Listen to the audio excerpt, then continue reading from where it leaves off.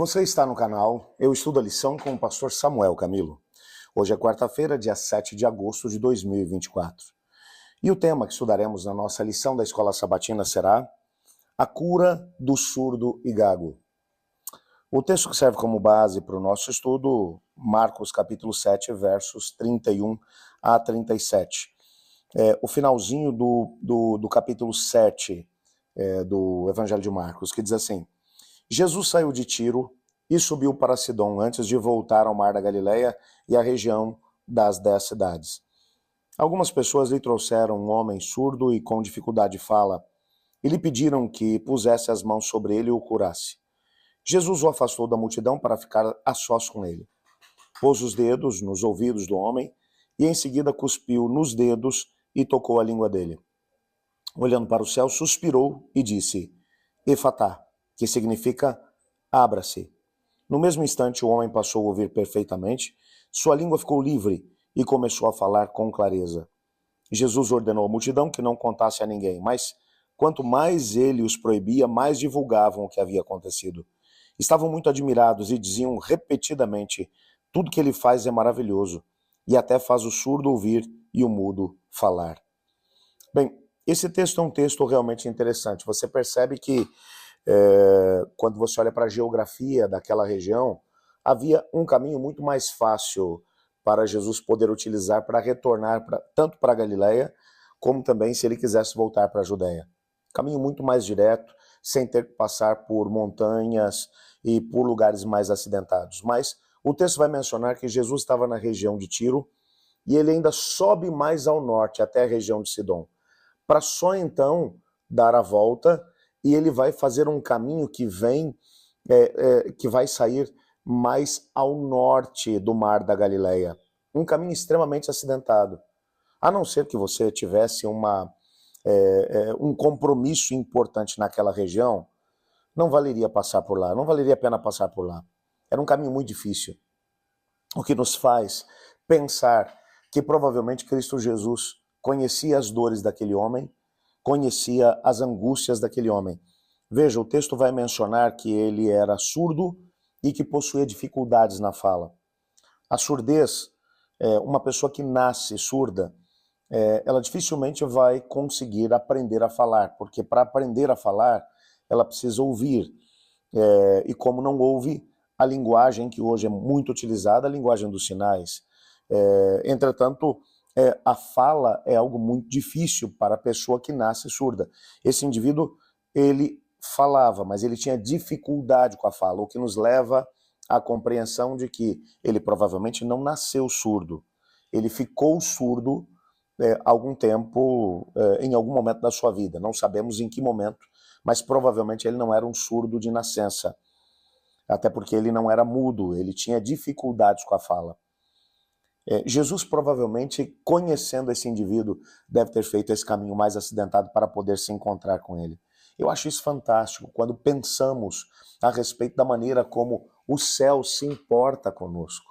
Nós não somos mais um no meio da multidão. Nossos problemas não são problemas que são encarados numa perspectiva de atacado. Não, o Senhor Deus olha cada pessoa como se fosse única.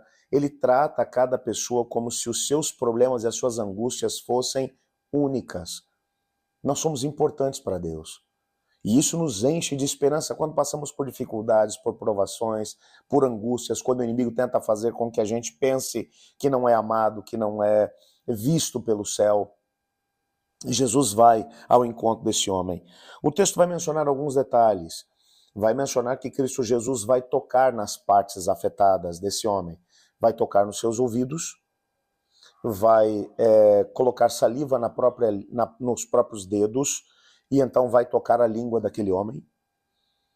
Até aqui, eu queria que você entendesse que às vezes o Senhor Jesus trabalhava numa perspectiva um pouco diferente naquela época. Jesus respeitava aquilo que eram as crenças das pessoas. Existem alguns livros de medicina do primeiro século, que é uma medicina que eu confesso a você que mais pareciam rituais de curandeirismo. Mas havia, por exemplo, uma crença de que um bom médico, ele poderia utilizar a saliva para promover a cura. Isso era muito utilizado nos casos de cegueira. Mas nesse caso especificamente, Jesus vai usar a saliva também. Isso era visto pelas pessoas daquele tempo como se fosse remédio. Apesar de sabermos que esse tipo de situação, pura e simplesmente a saliva nunca foi remédio e nunca será, nós estamos falando aqui de Cristo Jesus usando algo que era familiar às pessoas daquela época para despertar a fé naquele homem. Nós não sabemos quem foram as pessoas que trouxeram esse homem a Jesus, mas a Bíblia vai deixar claro que ele foi trazido a Jesus. Mas há um detalhe que aparece no texto. O texto vai dizer que Jesus suspirou antes de poder dizer Efatá, que significa abra-te. Ele olha para o céu e então diz Efatá. Mas antes disso ele dá um suspiro, parece que é um suspiro de tristeza, de angústia.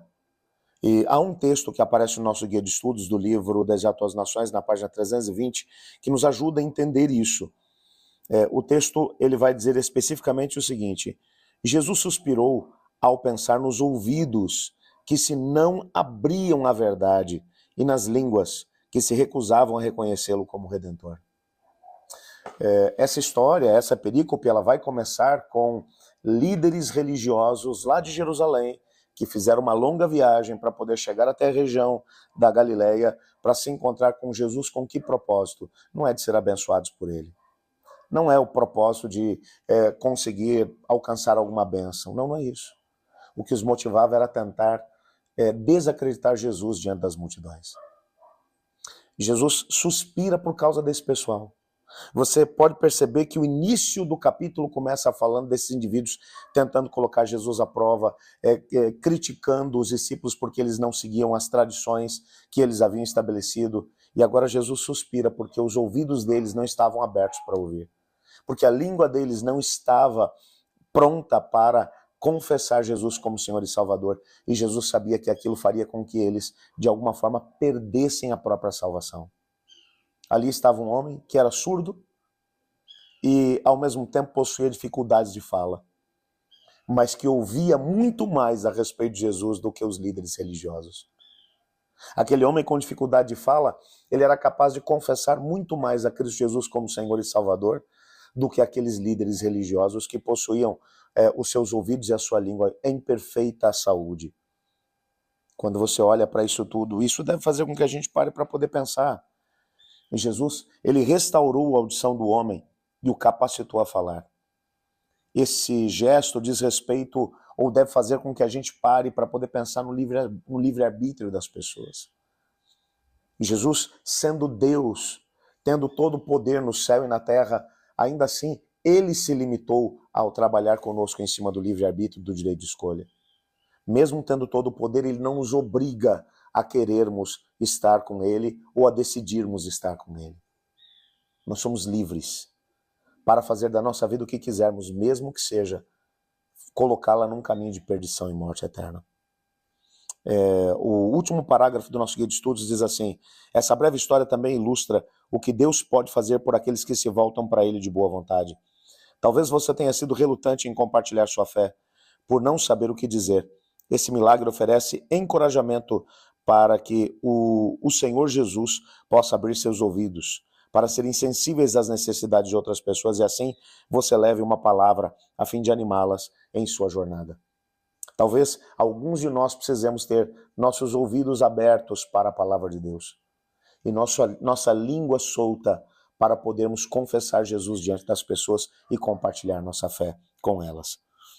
Amanhã nós veremos o desfecho dessa mesma história, no início do capítulo 8, versos 11 a 13. O tema que analisaremos será cuidado com o fermento dos fariseus. Antes, entretanto, de podermos fazer isso, eu gostaria de orar junto com você. Obrigado, Pai, por tua palavra e pela certeza que temos de que o livre-arbítrio é a maior bênção que o Senhor pode conceder ao ser humano. E o Senhor respeita o livre-arbítrio que nos deu. Te pedimos que nos ajude a poder viver os princípios da tua palavra e a podermos andar contigo e, ao mesmo tempo, confessar o Senhor diante das pessoas. Abre nossos ouvidos e desprende a nossa língua para que sejamos suas testemunhas. pois é em nome de Jesus que oramos. Amém. Eu estudo a lição e você?